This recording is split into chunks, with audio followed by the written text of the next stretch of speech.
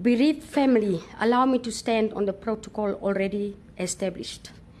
It is an absolute honor, and I'm humbled to do this tribute on behalf of the office of the former First Lady, Madame Geingos, and the One Economy Foundation.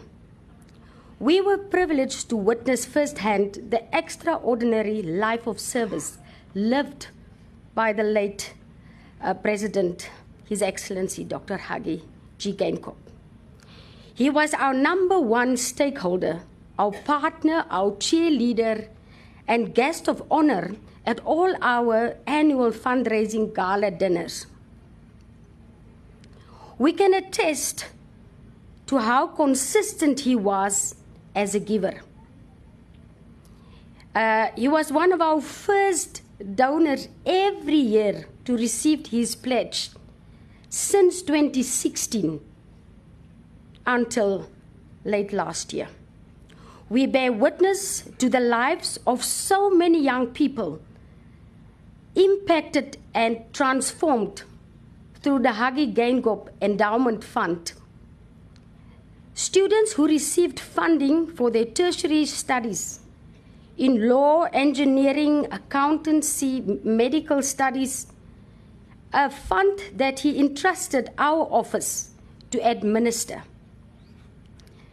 We can also attest to the monthly contribution from his own salary for the community in Kalkveld and the food parcel they received consistently on a monthly basis.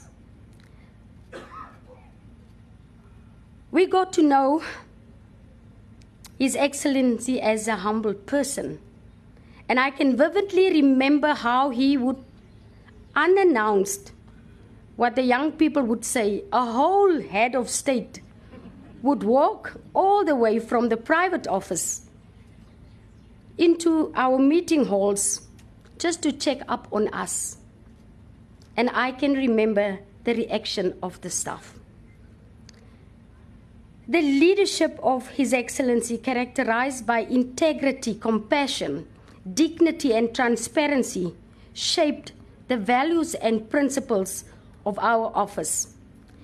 This very heart that breathed life into our programs.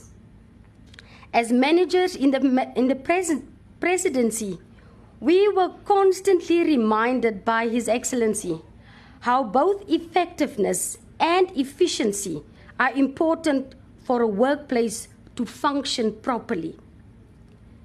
When I spoke to some of the people who worked closest to him, they gave attributes of vulnerability, but vulnerability in a positive, great sense.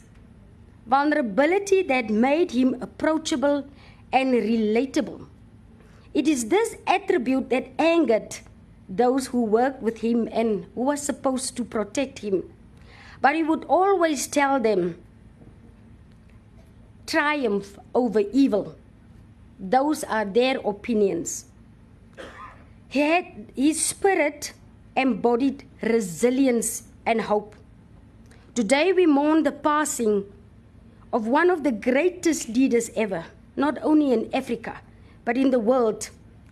But we find courage and strength knowing that the generational legacy will be evident in the many young lives touched and impacted. His profound love for his country is reflected in the outpouring of heartfelt condolences from all over the world. Madame Geingos, former First Lady, our Flon, and the whole bereaved family, the children, I want to leave with you the promise in Matthew 5:4.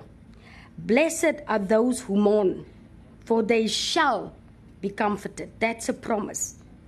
God will turn your brokenness into beauty, and the nation will be there to witness it.